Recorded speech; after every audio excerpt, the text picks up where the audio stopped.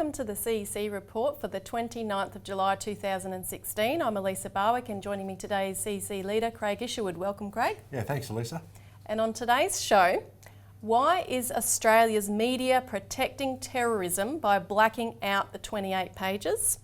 And South Australia proves privatisation and renewable energy are economic sabotage. So firstly today, why is Australia's media protecting terrorism by blacking out the 28 pages?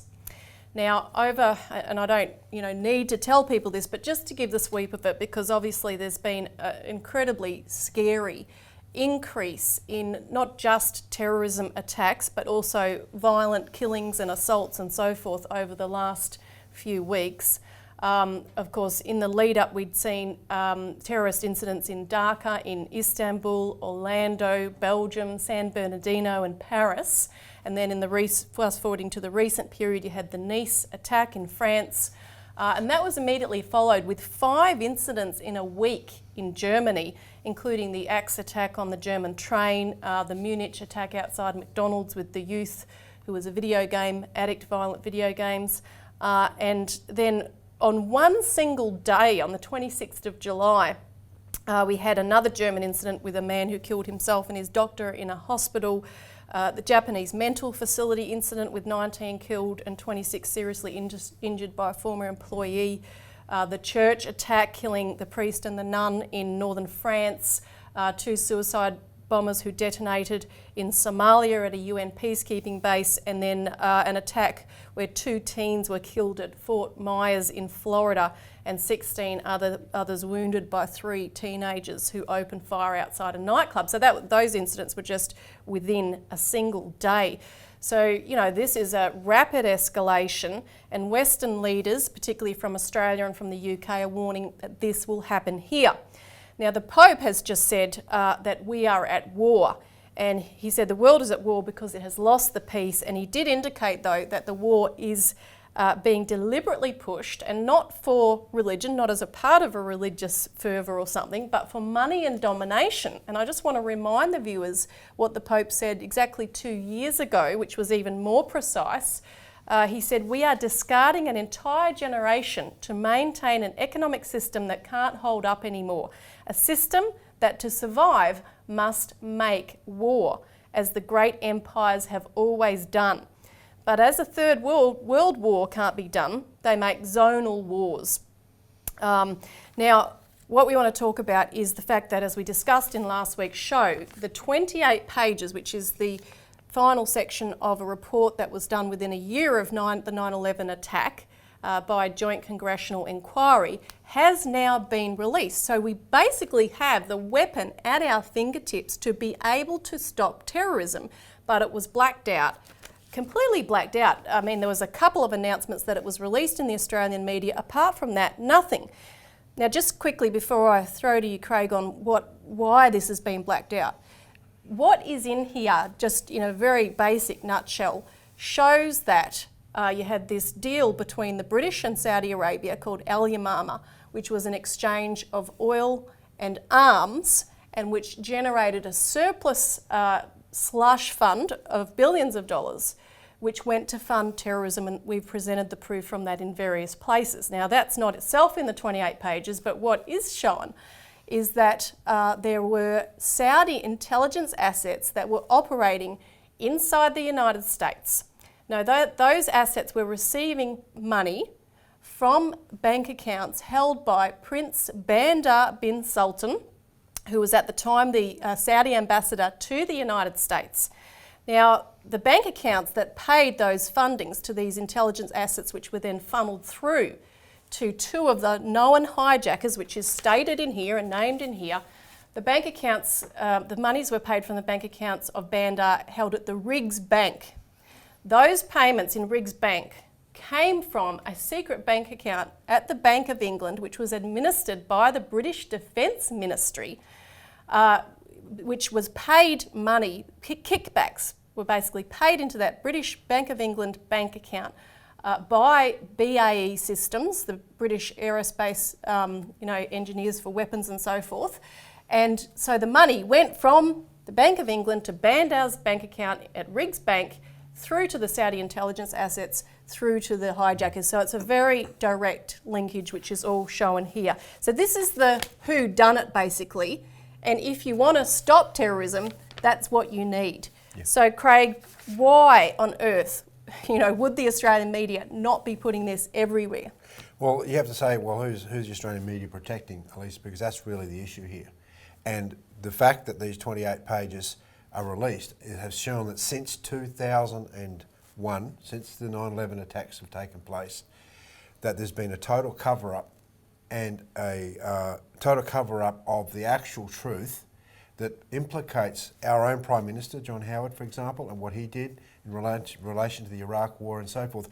But Elisa, I think people have to understand the context of what terrorism is being used for, and that is to usher in a whole raft of new fascist police state measures that would never ever be used in a normal peaceful environment. It's a deliberate construct in order to protect the existing financial establishment from its imploding financial problems right now. We know the world's full of derivatives. We know it's absolutely debt-ridden. The global financial crisis of 2007, 2008 has never been solved. In fact, it's much, much worse, and the entire world is on the verge of collapse. Now, I want to take people back to 1994 when Lyndon LaRouche released his triple curve function. He said, look, back in 1994, the world's financial system is hopelessly bankrupt because you have this curve where financial derivatives and financial aggregates, as he called them, and monetary aggregates are soaring through the roof, as is the physical economy is dropping through the floor. In other words, the real economy, the functional real economy that produces goods and services, is disintegrating. But you have this massive increase in speculation, and that was in 1994. Now, if you go back, and because I'm the editor of the New Citizen, I've got actual records of what we said back then. Here you have the June 1999 New Citizen, financial crash to ignite World War III. 1999, Elisa. Then in October of 1999, oligarchs prepare for financial collapse. Now remember, in 1999 we had the collapse of the LTCM, long-term capital management hedge fund, which sent absolute shocks through the world at that point. And the Asian crisis. And then we had the Asian crisis shortly after. Then you had the fears of the whole Tech 2000 bubble and so forth. We continued to publish, of course, without a new Bretton Woods, financial collapse, world war loom, because every time there's a chance of the financial system disintegrating, there's always another push for war. And that particular time, we were looking at this question of what's taking place in Iran and the Middle East. Then in 2000, November, Asia prepares for financial collapse. Now, the Asian countries knew what was taking place with LTCM. They saw the Asian crisis take place, and they began to create the Asian financial institution, the Asian Monetary Fund, which was outside the existing circumstance. Then you had, in 2001, you had 9/11. Then the world changed. And in 2002, in February, we said a fascist police state or economic development. Now the point is, Elisa, in this particular paper we go through the many, many different police state measures that John Howard started to put into place after 2001. Now remember, as this is all going on, you had the congressional hearings into the 9/11. You actually had an 850-odd page report released, but the last 28 pages was suppressed. And when Barack Obama came in, he said he was going to release those 28 pages, but never did, up until his arm was totally nearly broken off behind his back to have them released now.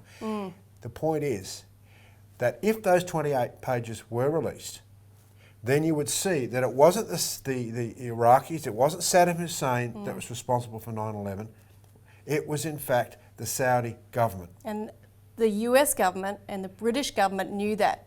We'd like to know, was Howard privy to that as a key ally? And of course, then you had all the lies from Tony Blair about the Iraq War. You had John Howard jumping on that bandwagon with Tony Blair. We sent troops over there. You've had millions of people killed in that war and other wars. And this has created the total destabilisation of the Middle East and the creation of ISIS. The point is, Elisa, if those 28 pages had been released, none of that would have been possible, And what we're seeing today with these daily events and these daily horror stories, that would not be occurring. That's right, which creates the fear in the population that allows governments to get away with creating a fascist police state. And look at the sort of laws that are being passed today, the sort of laws that we couldn't believe possible 15 or 20 years ago are being passed today, fascist laws that are regarded as necessary and normal to so-called protect us. Well, who was protecting us back in 2002 exactly. when those pages weren't released? Now you really feel like you want to rewind 15 years and start again, but we can't, given we can't do that. What we want people to do with this report, and call us if you need a copy, is to read it for yourself so that you know the details. Take a copy to the media and rouse them up about why they're not covering this. Take it to your Member of Parliament, federal and state, and take it to police stations and any other security layers like that. Now, after the break, we're going to continue to talk about this subject, but take it to the nature of Glass-Steagall.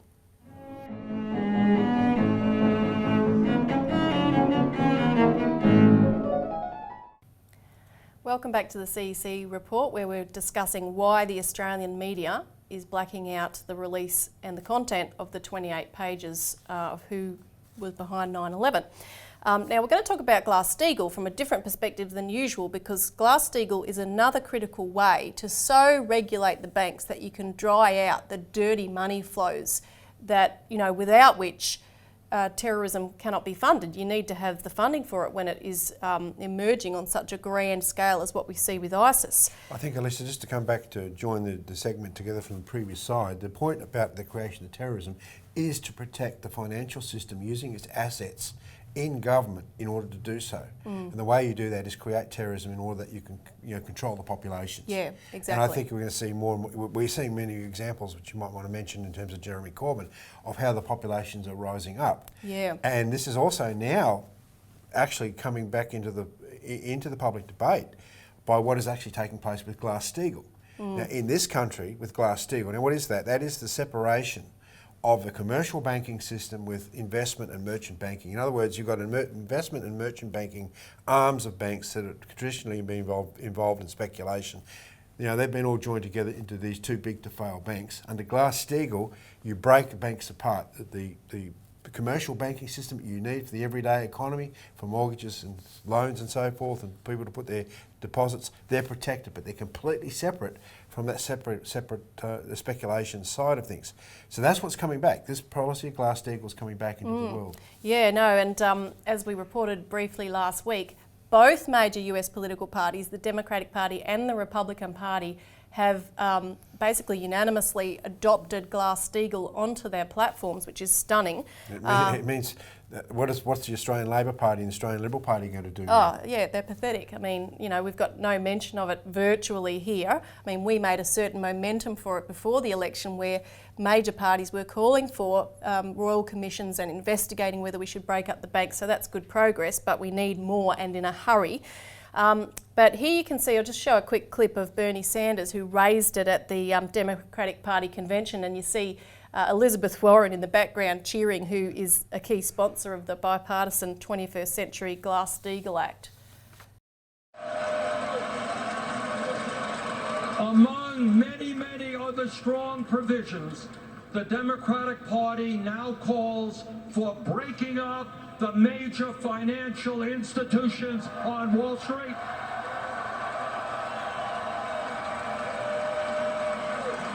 And the passage of a 21st century Glass-Steagall Act.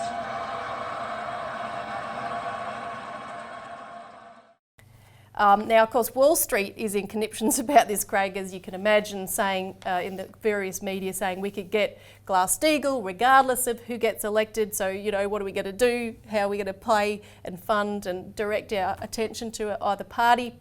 They're saying of all the things the two parties could agree on, why does it have to be Glass-Steagall? And the fact that this would pose an existential challenge to the too big to fail banks. And then, as you referenced, you also have the ferment for this in the UK. And just by way of update, Jeremy Corbyn, who's the leader of the opposition, the Labor Party in the UK, there's been an attempted coup to get him out of the leadership, and the latest on that is that those attempts are backfiring completely. They are having a leadership contest, And they tried to make it more difficult for the membership who actually get to vote in the leadership contest to actually vote, saying that all these members that joined up as £3 members last year can't vote unless they upgrade by paying an extra £25. And they gave a 48-hour window to do it, and that's $50 or so. But over 180,000 people paid up, and now the Labor Party has more members than all the opposition parties, all the other UK political parties combined, and are the biggest political party in all of Europe. So this is stunning.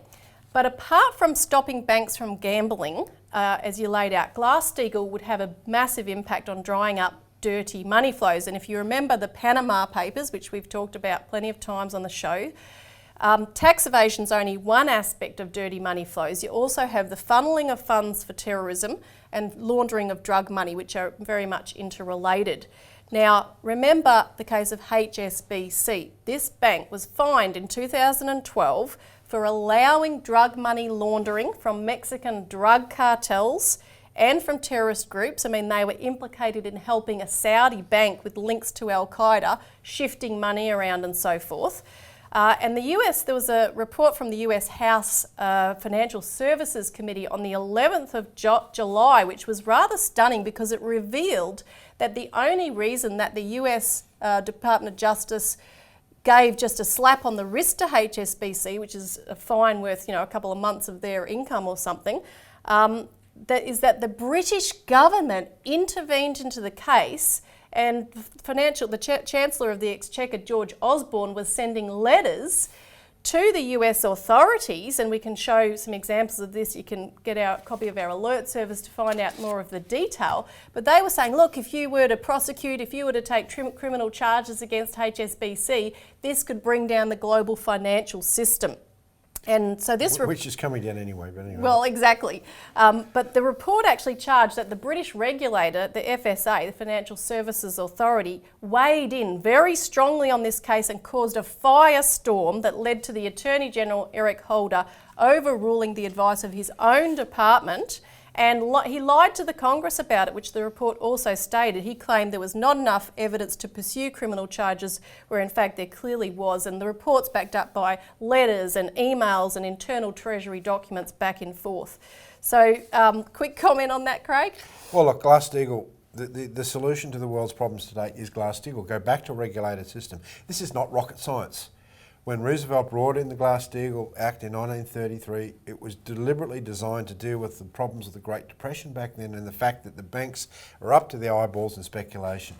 It doesn't, if you have a re-regulated banking system, right, where the banking system is there for the purposes of supporting your economy, you have a national bank that Chifley wanted to have in the form of a nationalised Commonwealth Bank in the late 1940s, that controls the private banks and then issues large amounts of credit at very, very low interest rates for large-scale infrastructure development projects, and you shift the entire mentality of the economy, of the bankers and even the people from funding. If the banking should be there for development of the economy first and foremost and the general welfare, then we'll have a completely different paradigm in the world today. And that's what the private banking system is so deadly concerned about, because they know that they're going to evaporate, they're going to lose their political power and they're going to lose their financial power if these sorts of policies come in. So this is a very, very revolutionary fight, you might say. Yep. And we'll talk about another aspect after the break of how the free market system, deregulated system, is crushing our economy.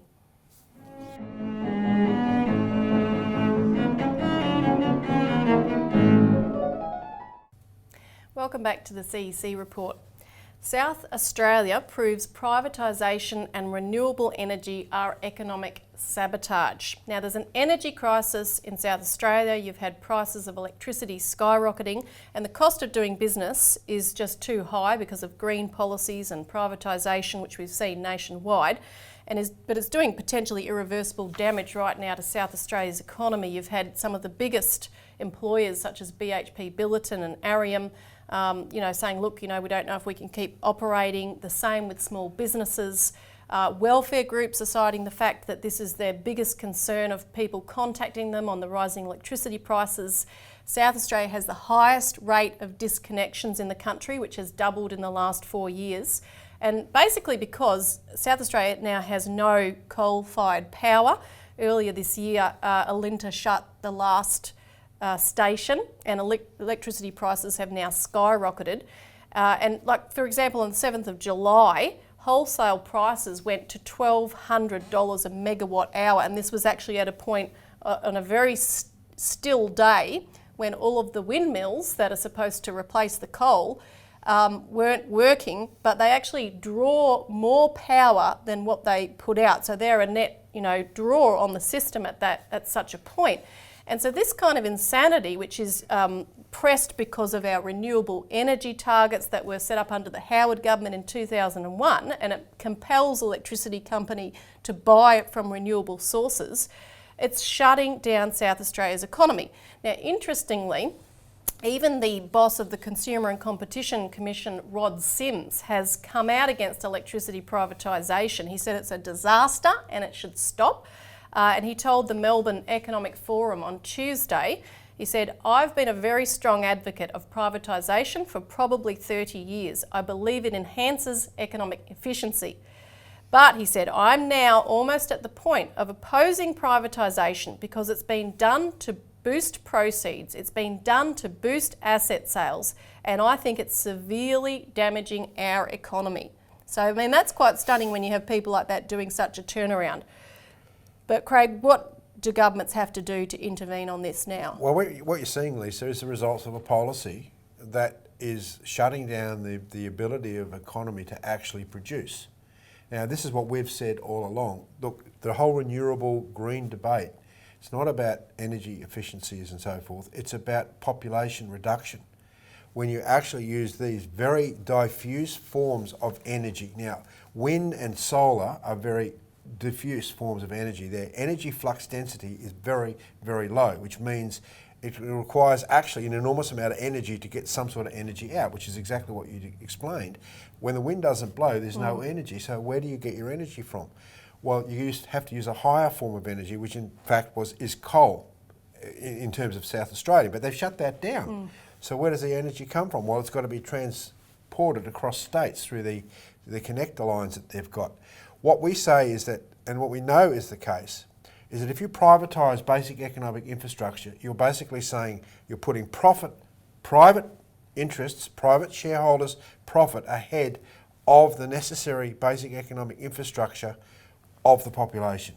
What you have to have for a decent economy, for a modern economy, is large amounts of very cheap energy, which means we need to move quickly into nuclear fusion-based power, or we need to develop more fission-based power, particularly on the lines of what we call the pebble bed reactors, where there's a whole technology there where these things can't melt down and they're very, very safe. But I mean, there's a whole mysterious sort of operation run against nuclear power to start with. But the point is, unless economies have large amounts of cheap power and that the basic economic infrastructure that's supplied for economy is very, very cheap, then you'll end up with the problems that South Australia have, which one sense is very good. It's not good for the consumers, but now the real world, the real physical economy is starting to educate people about what you can't do to an economy. Reality's hitting all around. So contact us for some information. We'll send you a free copy of our latest alert service. Sign up to our emails and our YouTube channel to stay informed. And thanks for tuning in. Thanks, Craig. You're welcome. And join us again next week for the CEC Report.